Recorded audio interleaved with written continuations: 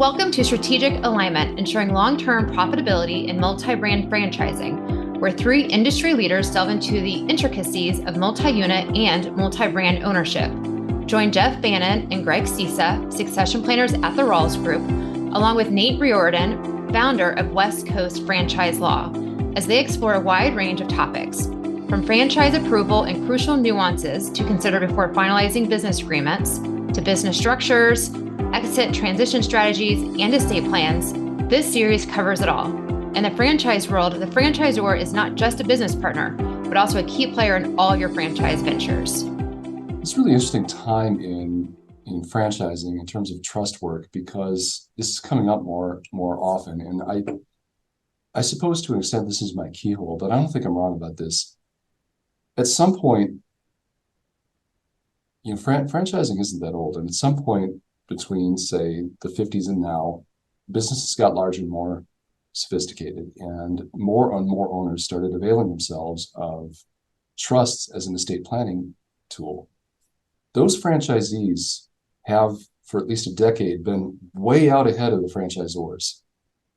And for the longest time, up until right about now, the franchisor's approach to that was to just put their head in the sand. I'm just going to pretend that you don't have your stuff in a trust, because I don't know what to do with that. And now they are coming around to having requirements, and they want to approve your trust. And so the takeaway from my comment here is your franchise and business attorney does not know what your trust attorney knows, and vice versa.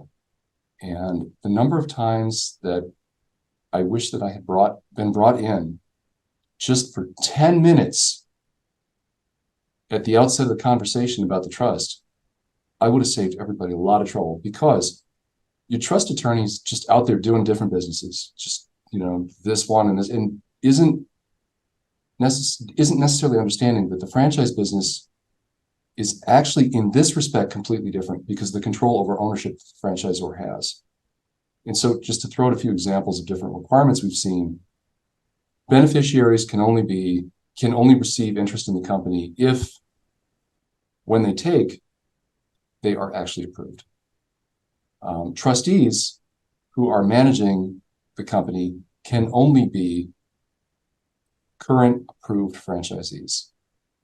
And there's not a cute way around that.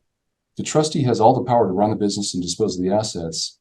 And under the franchise agreement, that person has to be approved. And so you need to sync that up. And it means there's a longer runway on this, because it gets awkward if there's only one trustee, because you've only got one approved franchisee. And it should not be the same necessarily as the settlor. I believe that's your trust attorney. So that's complicated. And the one thing that is actually, frankly, very easy to fix, but gets tripped over all the time, is it's like the franchisors myopically or arrogantly think that they're the only thing in these people's world. And they want to have control over everything in the trust. And so we look at the trust, and we've got the apartment building, we've got the lake house, we've got, and we've got the franchise. We don't want them to control the lake house. So sub-trusts, separate trusts, some kind of separation for the ownership of the franchise organization will save you a lot of trouble. And I'm glad there's folks like you out there to kind of manage that whole.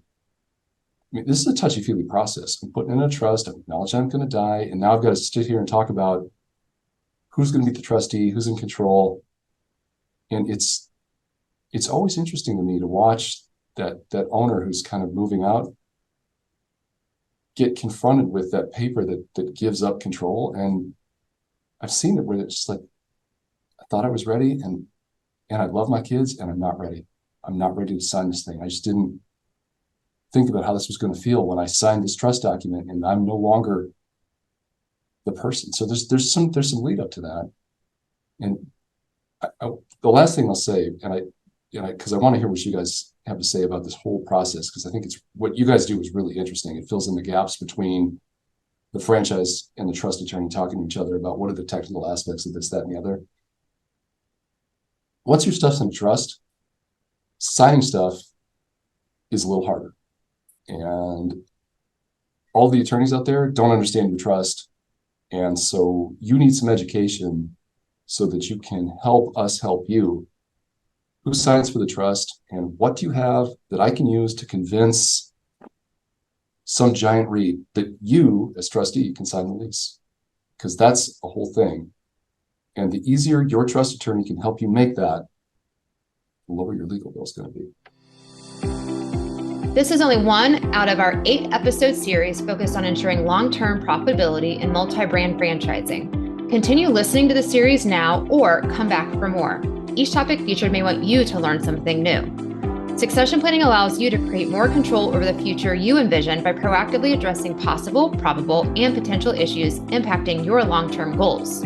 You can create many options at your fingertips. Do you have a question you want to discuss with an expert? Feel free to reach out directly to Jeff, Greg, or Nate at the email addresses listed on the screen. Strategic alignment, ensuring long-term profitability in multi-brand franchising, is a part of the Rawls Group's Advancing Your Business, People, and Legacy Conversation series.